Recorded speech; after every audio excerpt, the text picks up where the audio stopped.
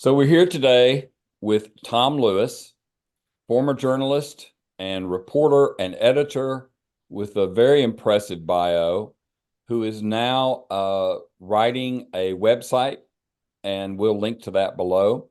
Tom Lewis, welcome to the state of Kentucky. Thank you. I'm glad to be here. So I came across your site some time ago because you were writing a lot about the climate crisis, and I bought your books and followed your site for a while. And then recently you wrote a four-part series called Why Trump Can't Win. And I read all of that and I was just intrigued by it. And I thought you did a really good job of analysis. So, what I'd like to talk about today, instead of the climate crisis, which we may have another interview about, is your articles about why Trump can't win. Can you summarize that in, a few minutes? What are the reasons he can't win?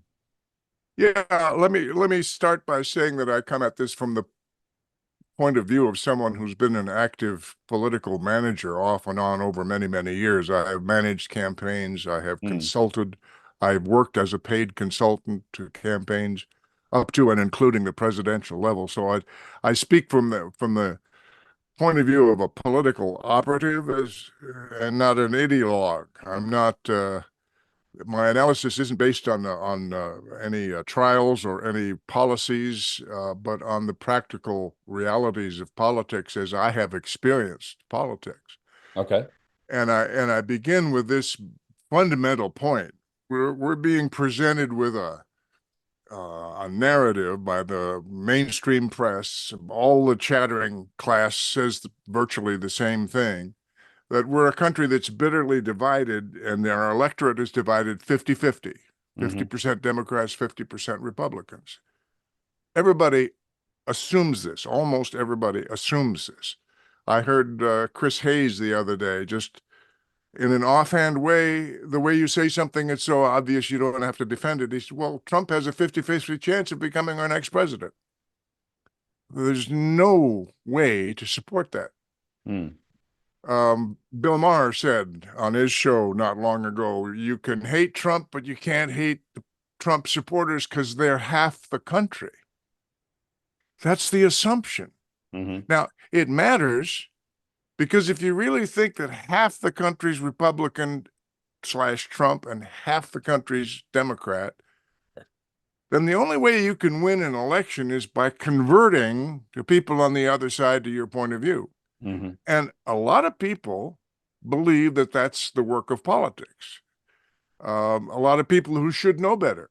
I've had a recent argument with a candidate for Congress who thinks that's what politics is about. Hmm. And I tried to convince him otherwise. I failed, and so did he. We will not hear his name again. If Okay. I can't tell you how many people that I've approached and asked to volunteer for a political campaign who said, "Oh, I'm no good at arguing with people." No, no, that's not the work. And and I'll give you the numbers that show you that that's not the work. The Hmm. American electorate, the whole thing, the registered voters in this country, and this is also true of every single jurisdiction I've ever practiced politics in, is divided not in halves, but in thirds. This is critically important. One third Democrat, one third Republican, one third all the others. I refer to them as the independents. It's a mixed bag of all kinds of splinter parties and beliefs and whatnot, but independence just covers the people that will not declare their party affiliation. Hmm. Now, when you know that, you know that the job of politics isn't converting Republicans to Democrat. It it's different. Actually, right now, interestingly, the smallest portion of the American electorate is the Republican registered voters, who are 29%. Democrats are 39%. It's a 10 million voter difference right now. Hmm. So if you're the Republican nominee, you have a heads up, you have a good leg up with 29% of the electorate. That's a long way from 50%. Hmm.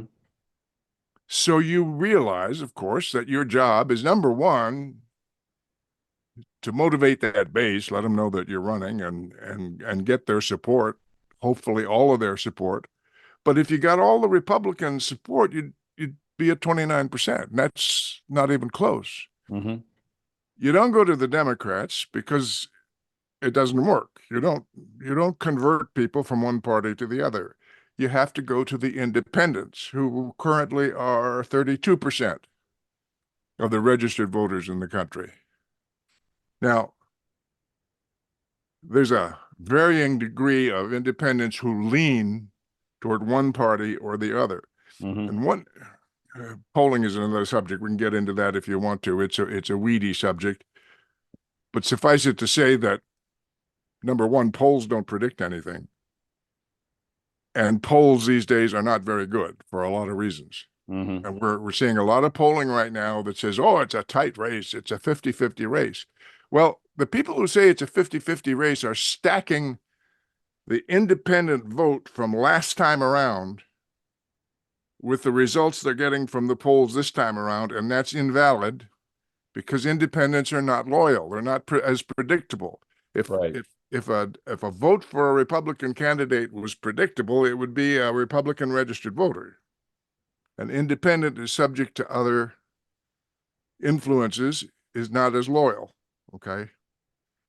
So Mr. Trump starts with a good shot at 29% of the electorate.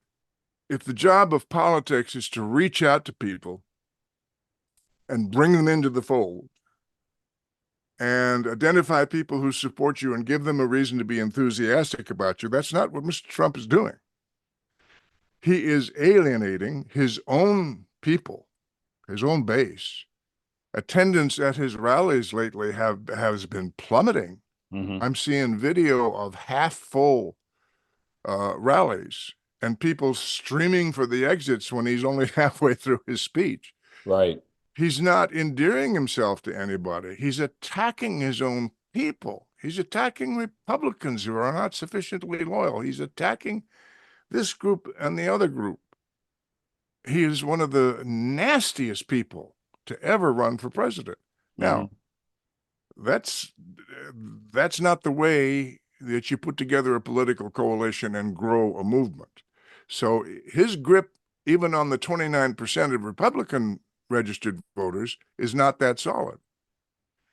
In the last several primaries, 20% of Republican primary voters, and you're talking about the most motivated and loyal of Republicans, voted against him when there wasn't another candidate in the race. Nikki Right. Haley got out, and 20% still voted against Trump. Now, if you start at 29% and you lose 20% of the 29%, you're in even worse shape. Now, he got convicted of 24 felonies. And since then, we're seeing a 10% drop in independents who will vote for him, independents who say they will not vote for him because he's now a convicted felon. Right. Whoa, 20% plus 10% subtracted from 29%. This is not good. His only hope, and I don't see there's much hope given that start, but his only hope would be to absolutely crush the independent vote. He's not doing it. The independents are not swinging toward him. They're swinging away from him. Mm-hmm. He was in better shape a while ago, but since the conviction, and there's another thing. People assume that everybody's interested in politics all the time. We who do politics know they're not. They simply are not. And when you take polls in January, February, you're talking to people who have no idea there's an election even going on, and they're just throwing out opinions that don't mean much. Mm-hmm. As you get closer to the election, you get people who are tuning in, and the last month or so, you have the maximum number of people focused on it. But until then, really, the majority of Americans are not interested. Mm-hmm. There was a poll about 2 weeks ago that found that 20% of the independent registered voters surveyed did not know that Trump had been convicted of anything. Wow. We assume you and I watch the news and we know the names of the candidates and we're checking every day. We are part of our own lunatic fringe, our own 20%, you know. Yeah. That's not the life of the average American. The average American, like I say, tunes in the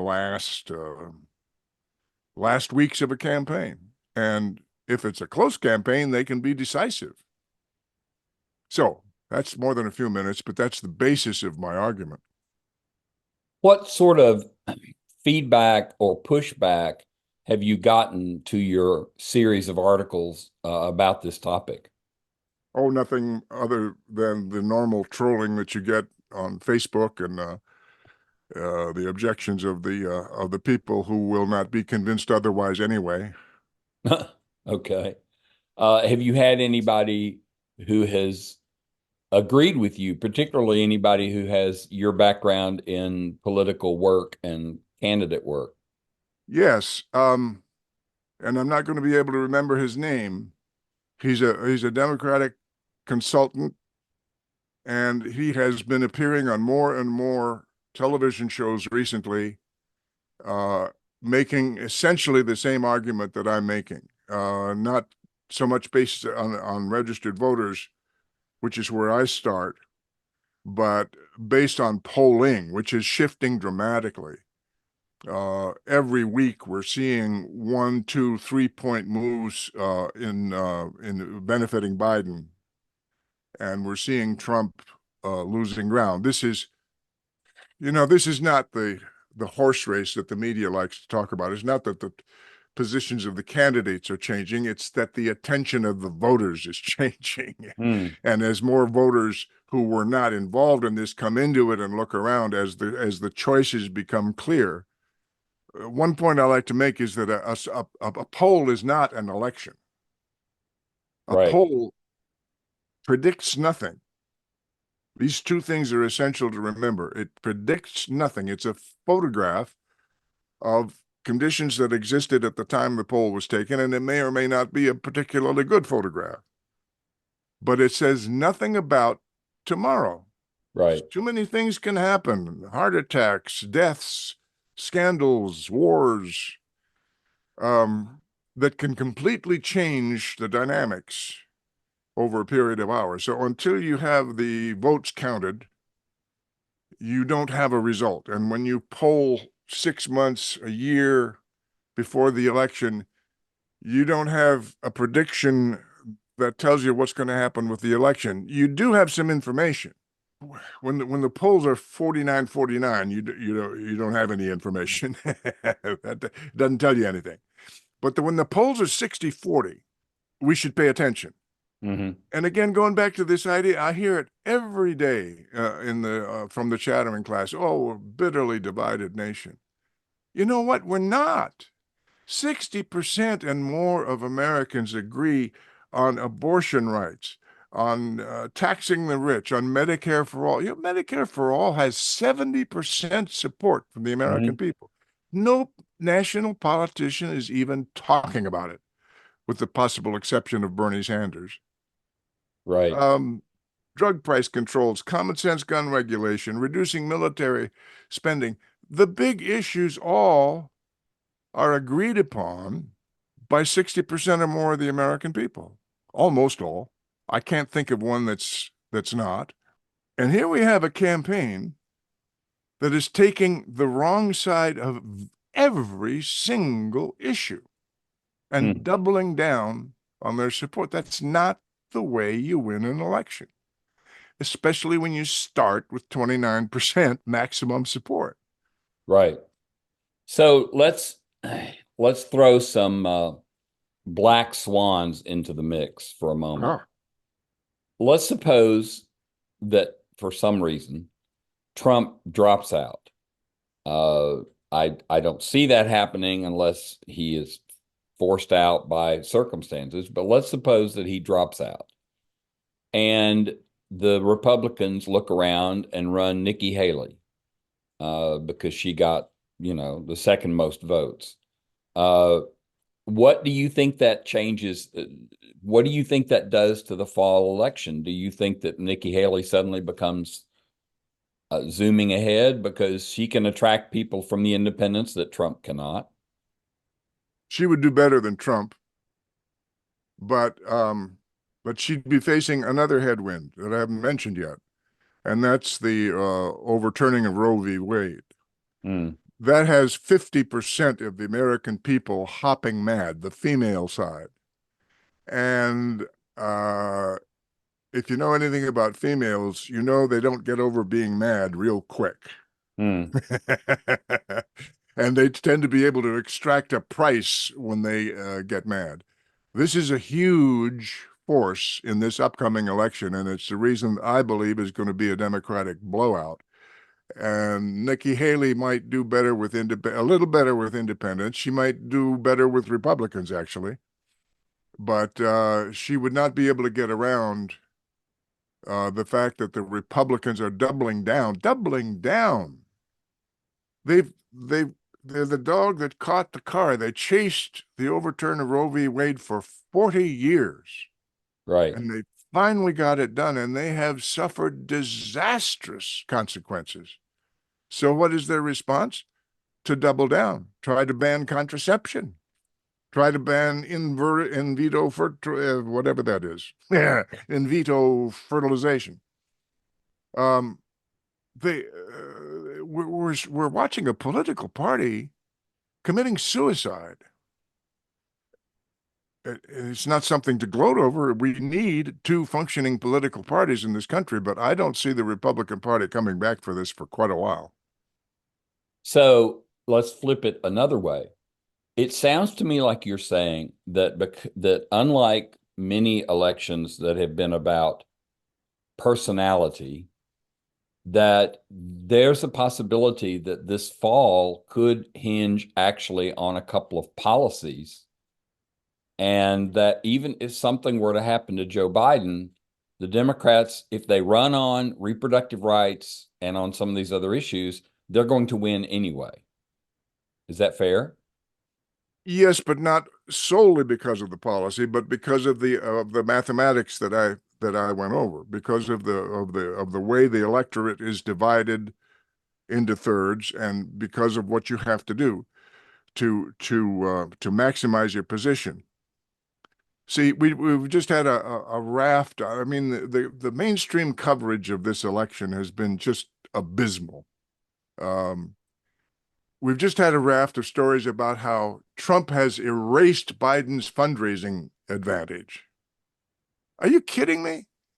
Trump's fundraising is going to pay his criminal defense lawyers. Right.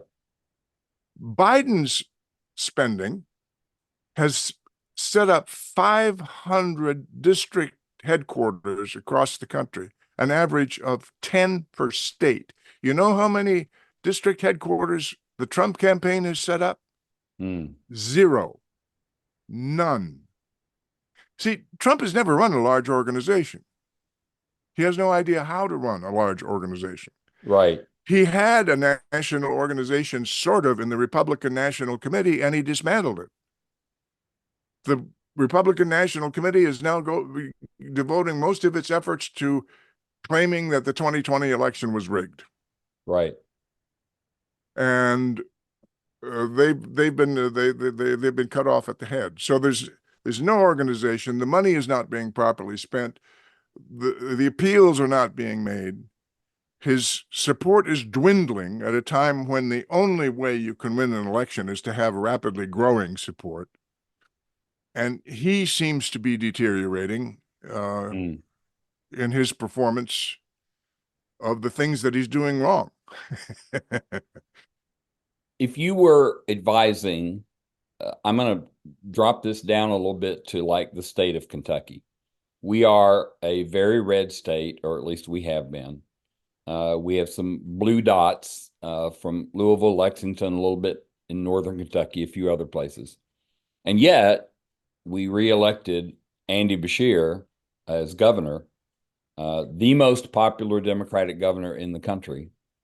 So if you were advising our state legislative candidates and our congressional candidates, we don't have a Senate race this year. If you were advising them on how to run in this state, what would you tell them? Well, I wouldn't tell them anything until I'd had a chance to review the situation, but just in broad general terms, what I'm telling every candidate I talk to, which is not many, I am retired, uh, every once in a while you get a tailwind, and the tailwind for Democrats this year is abortion rights. The legislation to restore the conditions of Roe v. Wade has already been introduced. All we need is a Democratic majority in the House to get it done. That is the most powerful vote-getting argument a Democrat can use this year, and any Democrat that's not using that this year doesn't deserve to get elected. I mean, Hmm. please. Democrats have been trying to get elected by being Republican light for too long. If in this situation they can't hitch up their pants and say, "Dang it, I'm going to be a Democrat for a change," and go into the teeth of this thing, uh, but they are, and the Biden campaign has seen that, and they're giving it an appropriate emphasis. They're keeping it front and center, as they should. Kamala Harris has been surprisingly effective in taking point on that for the administration, and that's the big hammer this year. So any Democrat, I would start with that, and then we'd want to look at the numbers and see what the numbers suggest. I'm very pleased that I was able to speak with you. I think your analysis is spot on.